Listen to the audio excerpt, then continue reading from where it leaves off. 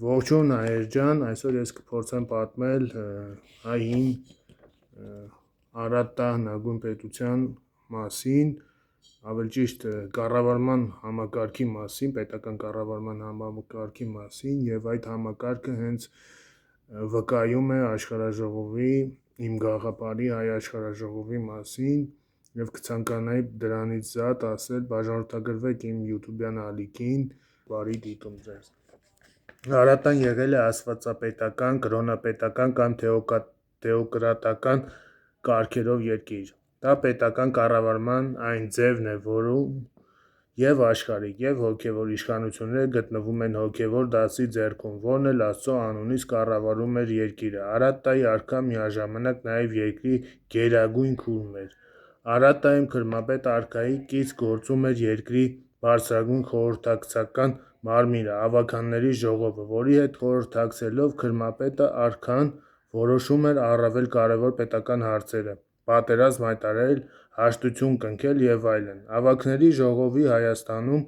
հիշատակվում է նաեւ հետագա դարերում, հիմք դառնալով մեծ հայքի բարձրագույն խորհրդակցական մարմնին՝ աշխարհաժողովին։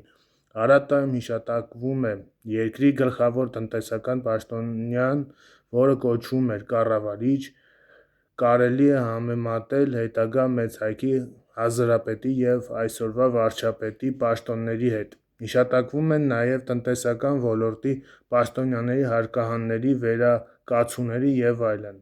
Տեղեկություններ են պահպանվել Արատտայի արքունիչ տեմարանների մասին։ Այս ամենը ցույց է տալիս, որ Արատտան որոշակի զարգացում ապրած պետականություն էր։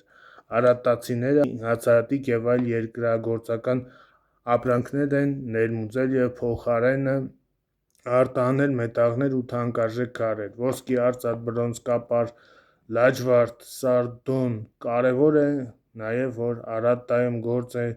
ծնվել չափ ու կշիռ միավոր մինա, հայկական միջնադարյան աղբյուրներում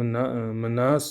որը կշռում էր 0.5 կգ։ Բացի դրանից միջագետք են արտահանել նաեւ շինարարական հունկ, լեռնային քարեր։ Շումերական բնագրերը տեղեկություն են պահպանել Արատտայի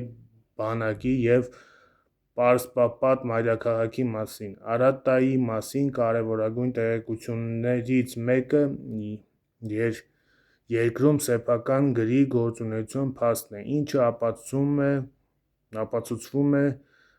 նաեւ հայկական լեռնաշխարհի հայտնաբերված Քրիստոսից առաջ 3-րդ հազարամյակի մեհնագիր